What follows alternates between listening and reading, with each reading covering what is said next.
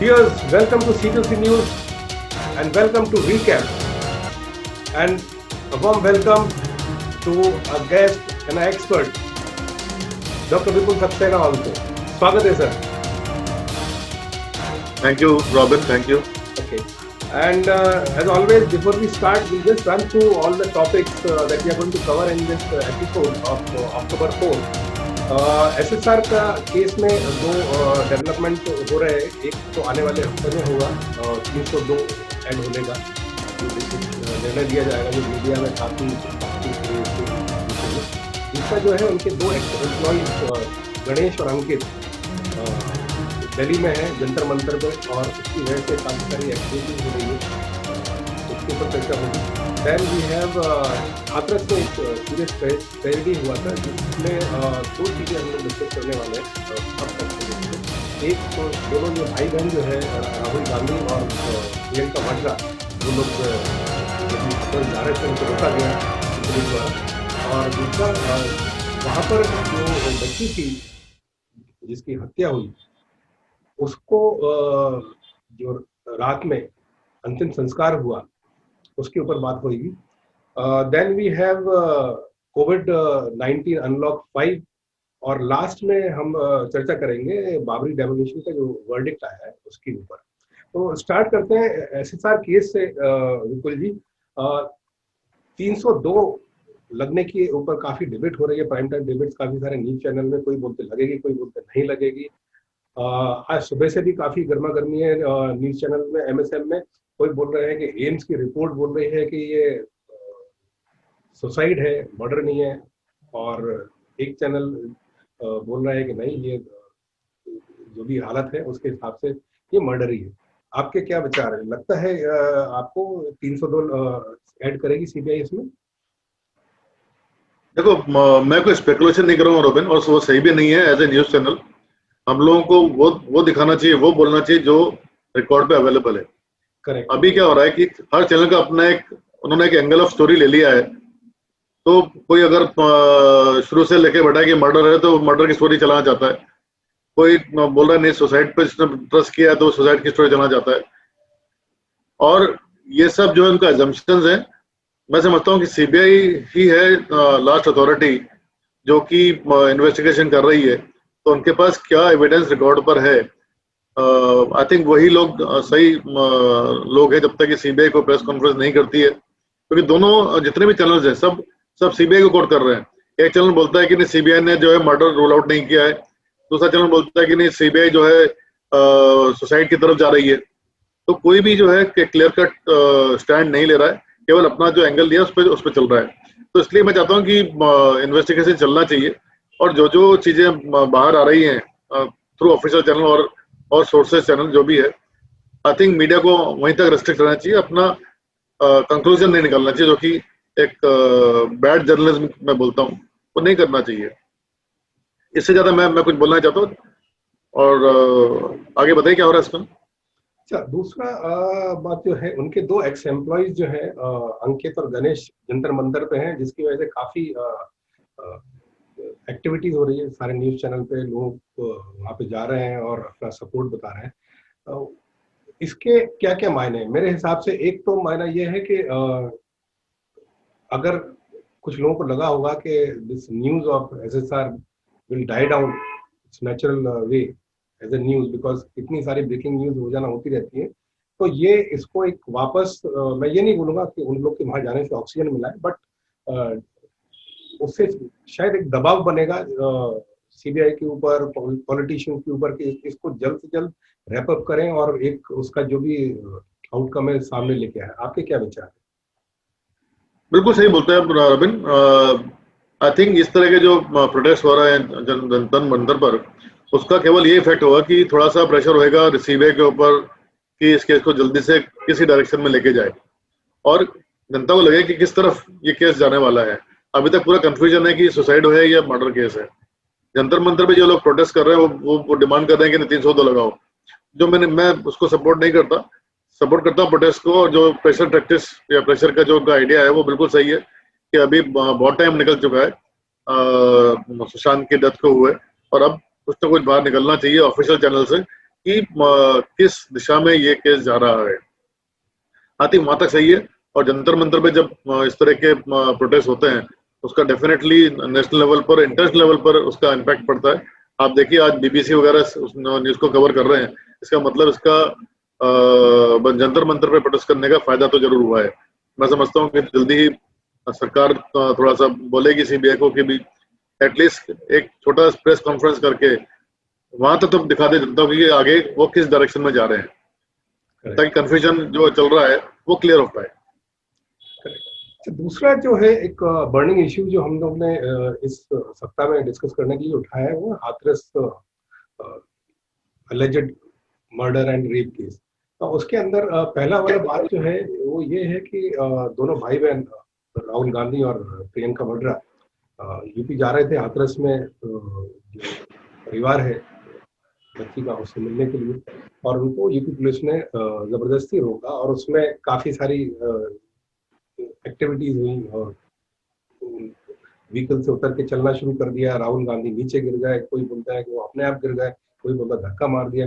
अभी बात डिस्कशन ये है, मुद्दे की बात ये है कि राजस्थान में भी रेप हुआ, महाराष्ट्र में भी काफी सारे रेप हुए, एक इंस्पेक्टर भी इन्वॉल्व है उसमें, फिर यूपी में भी एक और rape. Why only Hathras? Rape is a rape, देखो, और सबको उतना ही इम्पोर्टेंस मिलना चाहिए जिससे उनको न्याय मिले। बिल्कुल सही रोबिन।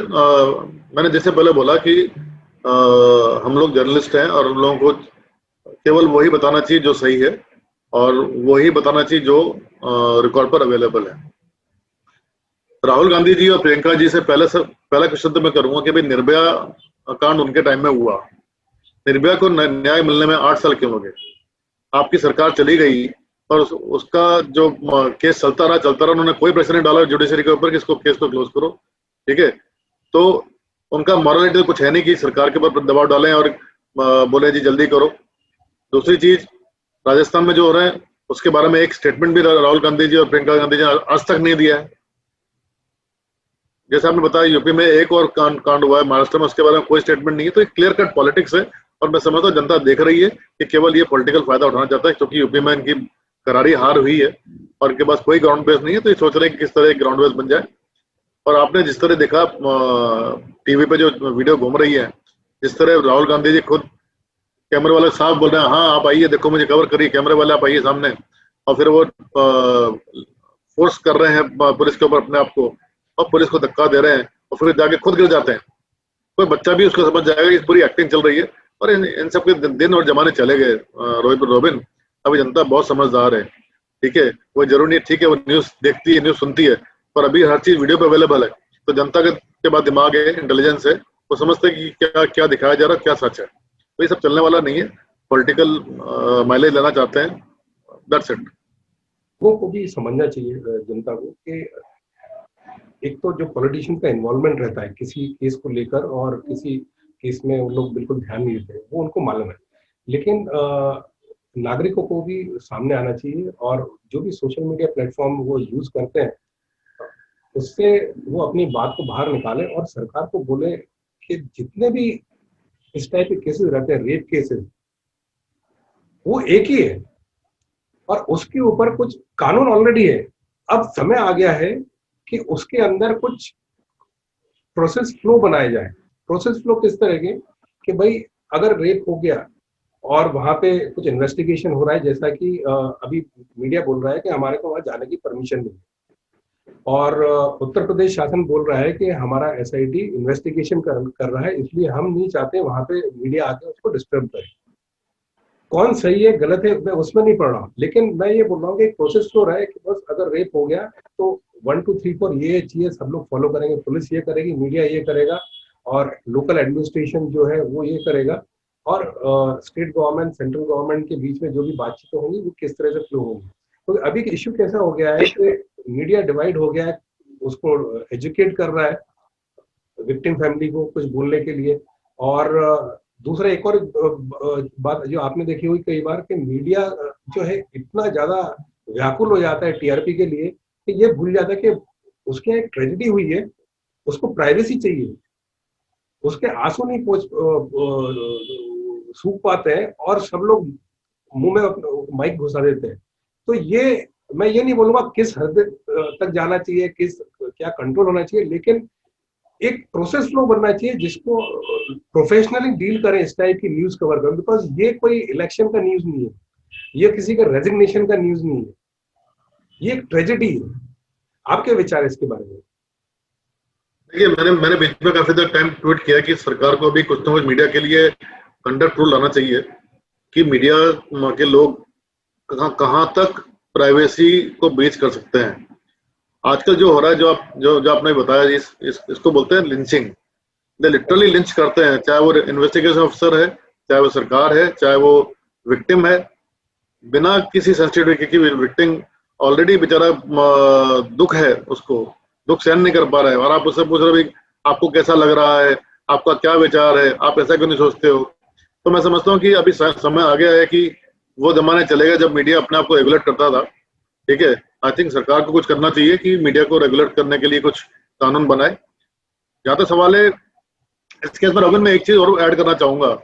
आप देखिए, हिस्टोरिकली आप देख लिए पिछले 10 साल के अंदर, अगर 10 साल नहीं तो कम से कम 6 साल के अंदर आप देख लीजिए, जब जब किसी भी राज्य में इलेक्शन का डिक्लेरेशन हुआ है या बिल्कुल पास आने वाले हैं, उस समय कोई ना कोई इस तरह केस मीडिया उठाती है।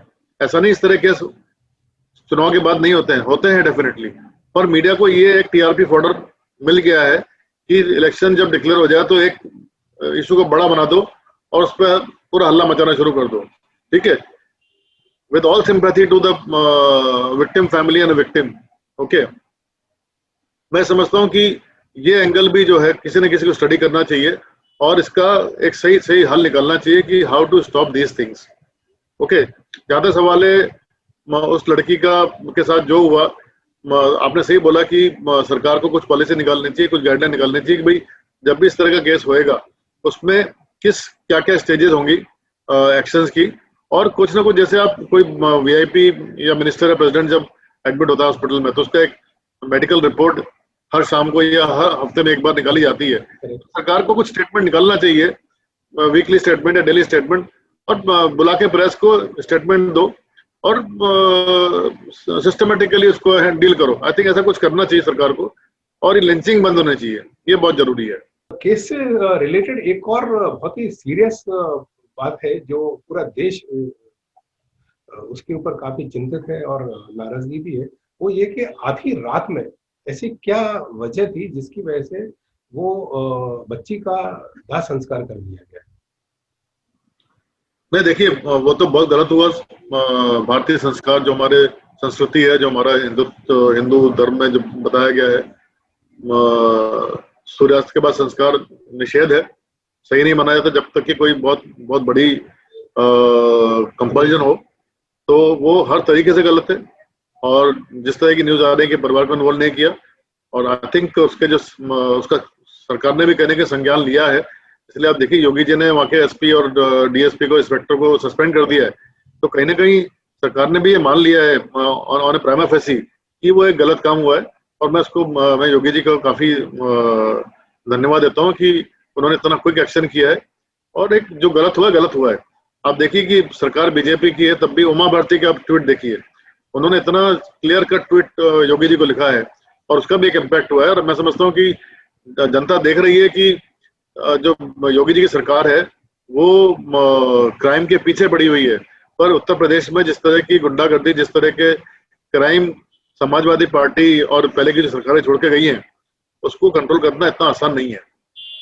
तो योगी जी जितना बेस्ट हो पा रहा कर रहे हैं, और मैं समझता हूँ कि 5 साल का शासन खत्म होते होते जो उत्तर प्रदेश से क्राइम बहुत खत्म हो जाएगा। अभी आपने एनसीआरबी की रिपोर्ट जो आई है उसमें आप देखिए, राजस्थान नंबर 2 पे है और उत्तर प्रदेश लास्ट पे है। तो वो दिखाता है कि योगी जी के आने के बाद उनका प्रशासन इतना बढ़िया हुआ है कि वहाँ पे क्राइम रेट कम हुई है। इसमें 2 पॉइंट ऐड करना चाहूंगा विपुल जी। एक तो जो हुआ वो बहुत गलत हुआ, लेकिन जिस तरह से योगी जी ने, मुख्यमंत्री है उत्तर प्रदेश के, एक निर्णय लिया, कॉन्शियस कॉल लिया, एसआईटी बिठाने का, 1 हफ्ते का ड्यूरेशन दिया, और उसका फर्स्ट कट जो भी ऑब्जर्वेशन था वो आया। उसके बाद जैसा आपने बताया एसपी डीएसपी को सस्पेंड किया, और एक और कल शाम को न्यूज आई कि नार्को टेस्ट के लिए भी बुलाया। ये बहुत बड़ी बात है। तो जो बहुत सारे लोग जो उंगली उठा रहे हैं उत्तर प्रदेश शासन के ऊपर, उनको ये जानना चाहिए कि नार्को टेस्ट कोई छोटी मोटी चीज नहीं है, बहुत सीरियस चीज है, बहुत ही सीरियस चीज है। और बाकी मुख्यमंत्रियों को भी, मैं नाम नहीं लूंगा क्योंकि रेप हर स्टेट में होते हैं, हर यूनियन टेरिटरी में होते हैं, जो भी लेफ्टिनेंट गवर्नर्स हैं यूनियन टेरिटरीज के या चीफ मिनिस्टर्स हैं, उनको इससे एक इंस्पिरेशन लेनी चाहिए कि अगर आपके यहाँ इस तरह की घटना आई हुई है रेप की, और थोड़ा भी डाउट है उसके अंदर कुछ पॉलिटिसाइज होने का या फिर एविडेंस मिटने का, आप इमीडिएटली एसआईटी वो अनाउंस करिए और नार्को टेस्ट अनाउंस करिए। कुछ शक की गुंजाइश ही नहीं रह जाती। इससे रिलेटेड एक और पॉइंट ऐड करना चाहूंगा। जब भी इसमें एक बात ऐड करना चाहूंगा, रमेश में एक बात ऐड करना चाहूंगा जी, कि अभी जो हमारा जो इन्वेस्टिगेशन सिस्टम है उसमें क्या होता है कि आयोग के ऊपर सब कुछ छोड़ दिया जाता है। जो इन्वेस्टिगेटिव अफसर होता है उस एक आदमी के ऊपर सारा छोड़ दिया जाता है कि फिर वो जो किस तरीके से वो एविडेंस कलेक्ट करता है, किस लेवल का एविडेंस कलेक्ट करता है, किस स्टैंडर्ड का एविडेंस कलेक्ट करता है, किस तरह के टेस्टिंग वगैरह वो यूज करता है फॉरेंसिक वगैरह की, सारा दारोदार उसके ऊपर डाल दिया जाता है। और उसमें क्या होता है कि चूंकि सिंगल मैन है तो मैनिपुलेशन, करप्शन, उसके हर तरह के चांसेस होते हैं। तो मैं समझता हूँ कि ऐसा कुछ कानून आना चाहिए कि कोई भी क्राइम हो उसमें इन्वेस्टिगेशन बोर्ड होना चाहिए जिसमें 3-4 ऑफिसर्स होने चाहिए, ताकि आपकी जो इन्वेस्टिगेशन रिपोर्ट है वो इतनी पुख्ता हो कि आपकी जब आप चार्जशीट फाइल करें तो उसमें से चार्ज ड्रॉप नहीं हो। ओके, और उसमें भी फिर आगे कुछ एसेंशियल डाल दो कि भाई फॉरेंसिक रिपोर्ट्स ऑफ एविडेंस होना जरूरी है, चाहे वो वर्बल कम्युनिकेशन है चाहे वो फिजिकल एविडेंस है। ओके, देन जो स्टेटमेंट है विटनेसेस के, कितने विटनेस स्टेटमेंट देते हैं बाद में कोर्ट में जाके बदल जाते हैं, ये हिस्टोरिकली प्रूव हो चुका है।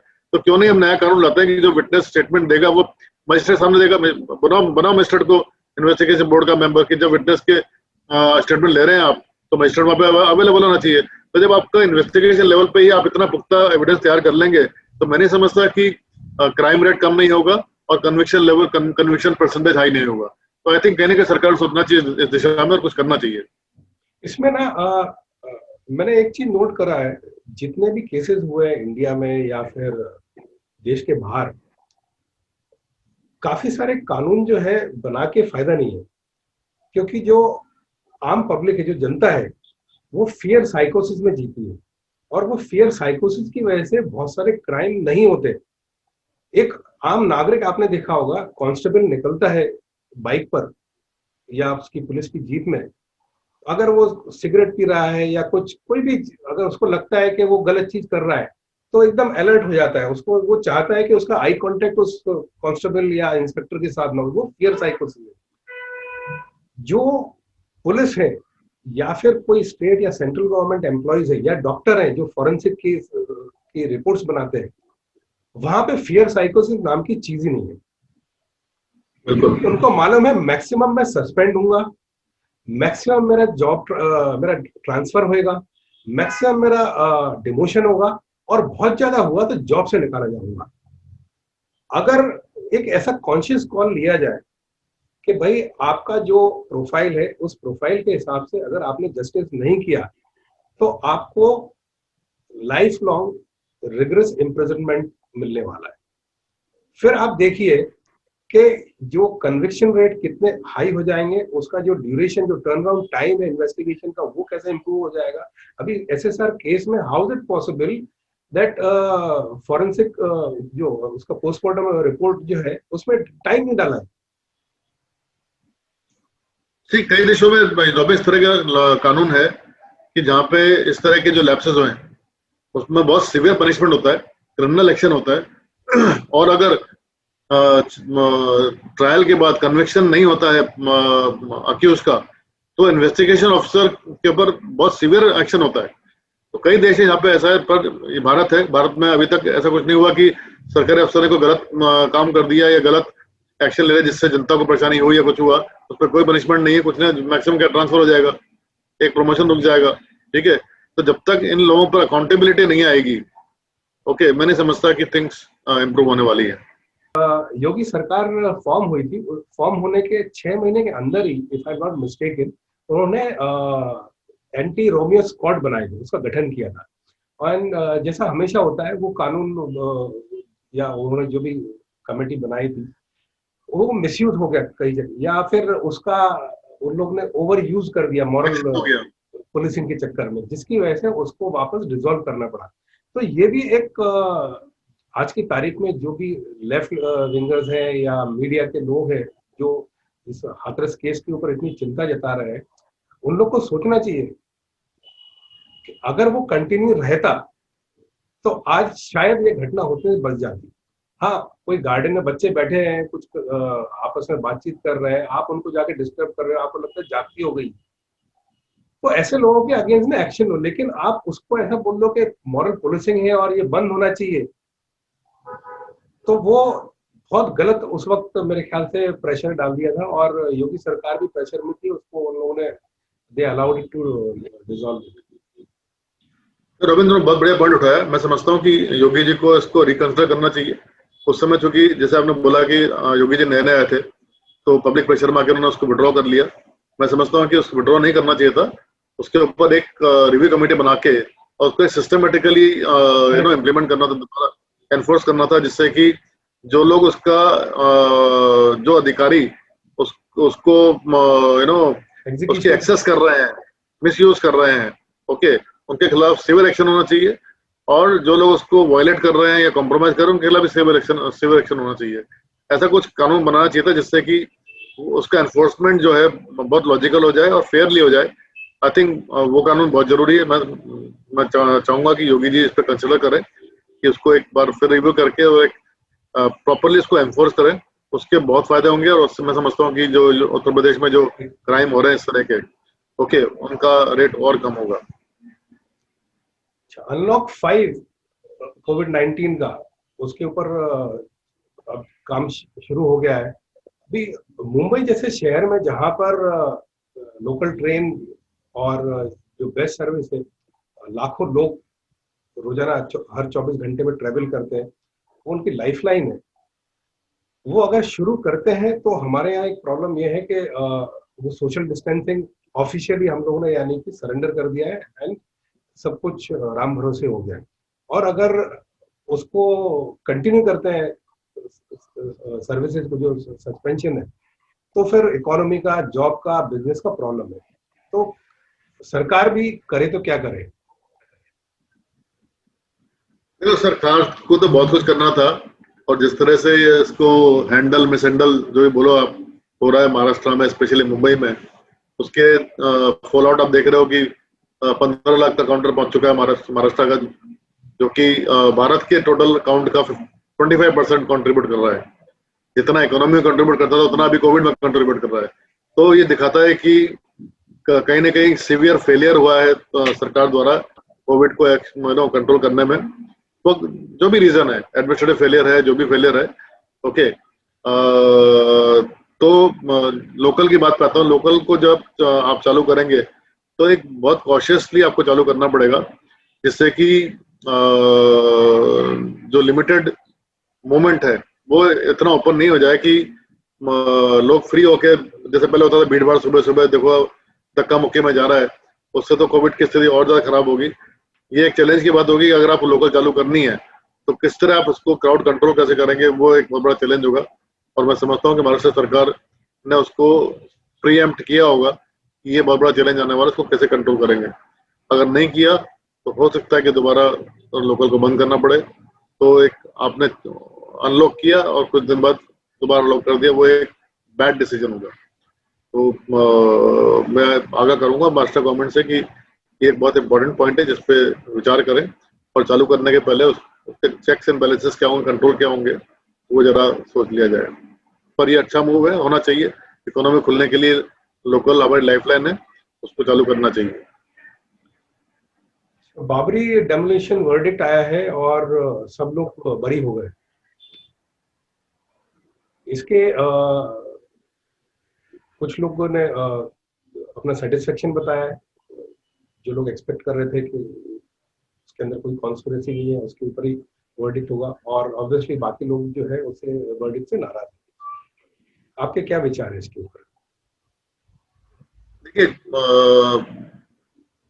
मैं समझता हूं कि सबसे बड़ी गलती जो शुरू हुई थी राम मंदिर को तोड़कर बाबरी मस्जिद खड़ी करना, उसका निर्णय आ चुका है कि भाई वो गलत था और राम मंदिर की दोबारा स्थापना ऑलरेडी चालू हो चुकी है। तो अगर हम उसका बैकग्राउंड लेते हैं तो अगर 400 साल के बाद अगर जनता ने कोई एक्शन लिया, जो भी किसी भी कारण से, उस समय मॉब मूवमेंट था, मॉब कभी कंट्रोल आती नहीं, मॉब को आपको सिचुएशन से बहुत पहले कंट्रोल करना पड़ता है। आप एक बार साइड पर पहुंच गए, उसके बाद मॉब को कंट्रोल करना किसी सरकार के लिए पॉसिबल नहीं है। तो एक बार मॉब ने तोड़ दिया, और उसके लिए फिर आप, चूंकि उस समय राम का मुद्दा बीजेपी का था, और उस समय बीजेपी के जो बड़े बड़े लीडर वहां पे थे, उनके भाषण वगैरह हुए, उनको उस बेसिस पे आप जिम्मेदार ठहराओ, बिना कोई एविडेंस जहाँ की आप प्रूव कर सके भाई उन्होंने प्रोवोक किया इसलिए वो 5 लोग जाके तोड़ के आए।